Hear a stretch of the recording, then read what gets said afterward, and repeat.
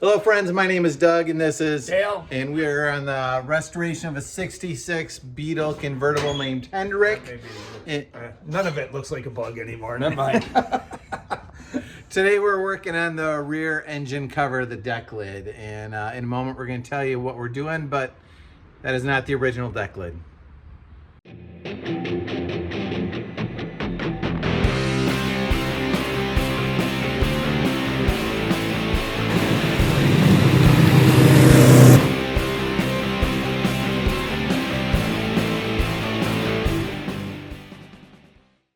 Okay, so we're working on the deck lid. Dale's been putting a lot of time into this. Tell us the story of the deck lid. This is not the one that was on the car, correct? That is correct. So 66 has a wider license plate and not a T handle. It has a push button handle. The push button handle started in 65, but the shape of it is all the same. And so when we took off the paint on the one that was on the car, the 66, it was a great Bondo job. It was just wavy everywhere. Yeah, it's kind of like a golf ball. Yeah, so I wasn't super into that, and I always wanted an older style handle.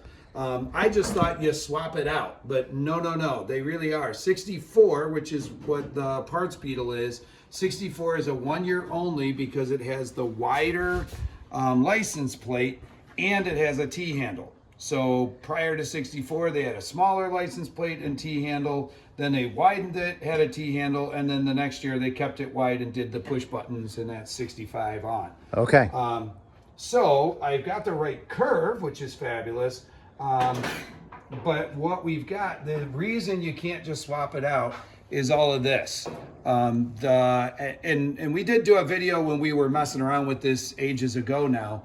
But we took, because of some work we needed to do with some pinholes here, we took all of this inner stuff out, got in there, painted and dealt with the paint and rust and whatnot, and welded this all back in. But you need all of this support in order to do this T handle. So it is not just a simple swap out with the push button, and you can see the push button would have been a whole lot cheaper. It's just you keep the outer skin.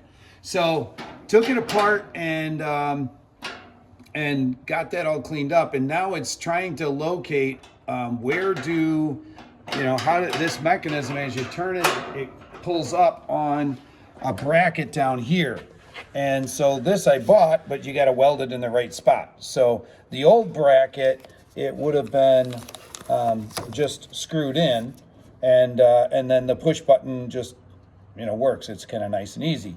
So we've got to figure out where to put this older style T-handle bracket that the catch goes up in there, and when it meets resistance, then it starts to do the spring. And so we've fussed around with it a lot in order to, make sure everything's working. And I ended up doing, using a, template. Yeah, so that's where the screw holes are that are behind here, and then I marked, this is the mark that was created by this threaded part here, so that I knew where that was.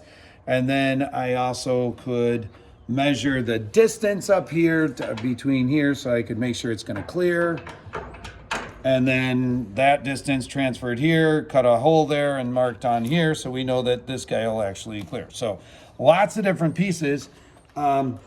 And then along with it, we also thought test fit, we should get the engine seals so we know what's happening there. And so I got from Chris Vallone not that long ago, he gave this super great tip on how to put in these, really it's the same kind of seal for the hood and for the deck lid. I put this guy in originally, and I just horsed around with it, silicone spray and Dawn and I don't know, a lot of, I don't know. It was frustrating getting this. I tried to slide it all the way around through the entire channel. And boy, that was a giant pain. I did get it, but here it's so much easier. If you pull this, it just, it stretches out and gets thinner, and you can then kind of jam it into that channel. Now the channel still has to be clear and open, but you can just kind of work your way around. Oh, look at that. Yeah. And now when you have this, and it's got to be, when that bead is in the channel, this whole thing should be, you know, kind of loose a little bit. And then, I don't know if you can get the profile, then what happens is you really are sitting with that rubber sticking out, and it is, you know, it's ready to, you know, have a little bit of a gap to it. And then when I, you know, the advantage of having no engine is that I can climb inside and, you know, go Oscar the Grouch here, and I can climb inside and I can see, you know, how does it seal?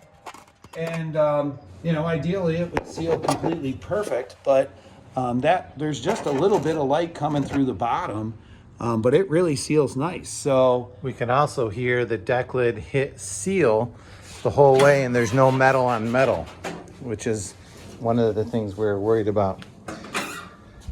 and then you can also see we didn't tear that off. So like, you know, that with the handle open, it's clearing all of that. So we're in good shape. Now it's a matter of, do we want to drill holes and spot weld, or I think it actually originally was just kind of little tack welds on the side. I don't really know.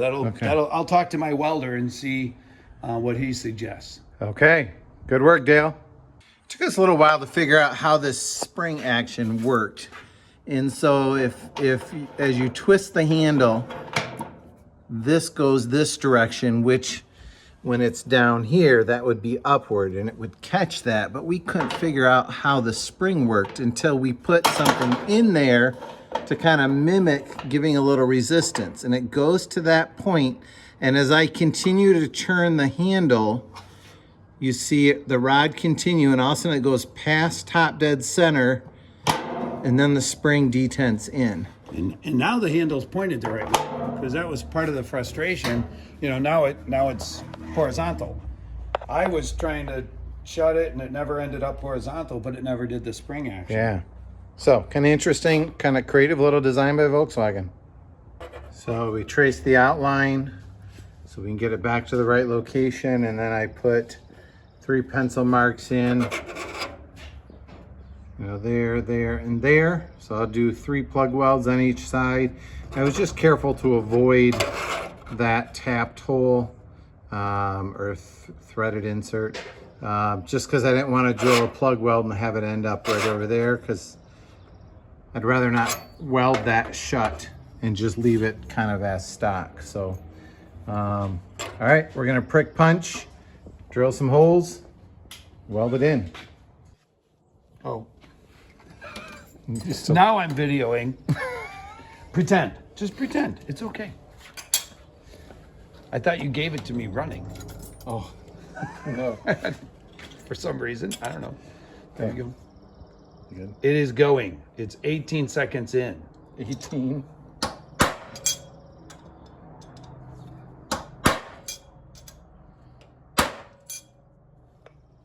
So we had those pencil lines around the bracket.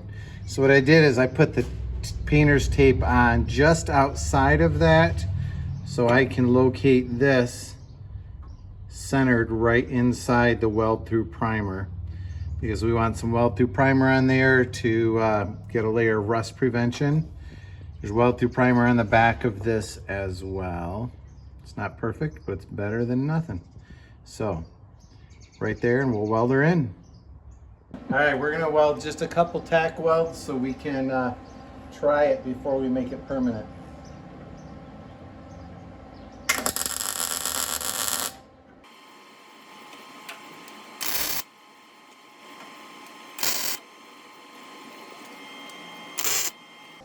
All right, let's try it. Make sure it's all the way down, open. Yep, okay. There we go. Oh my God. It slipped. I'm so sorry. All right. A little scratch there. Well, yeah, but evidently it cleared. No, it didn't. It didn't? No. Okay. Investigations, we'll let you know.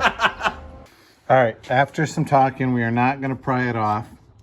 We are going to take about, focus camera. We're going to take about a 1/16 to 1/8 of an inch off of the bottom of this, because we don't mind this being a slightly smaller dimension because the post of the T-handle is kind of hitting here already a bit. So we're going to raise this up right across about like that, and we'll do our best to make it look stock. All right, so that's ground off a little bit. Dale? All the way open. This is how you shut it. You hold the handle while you shut it. Oh, you don't just let it slam? Thanks, Dale. You're It's helpful. doing it. And then now it's on there tight, right? It's not going to pull off. Shouldn't, if I welded, if my tack welds are There decent. we go. Look at that. Look at that. Don't pull too hard because it is just tack welded. That's Okay. And that's how you turn a 66 into a 64 T handle. All right. Couple more steps and we'll be done. We'll show you when we're done. And this is how you put a 64 on a 66.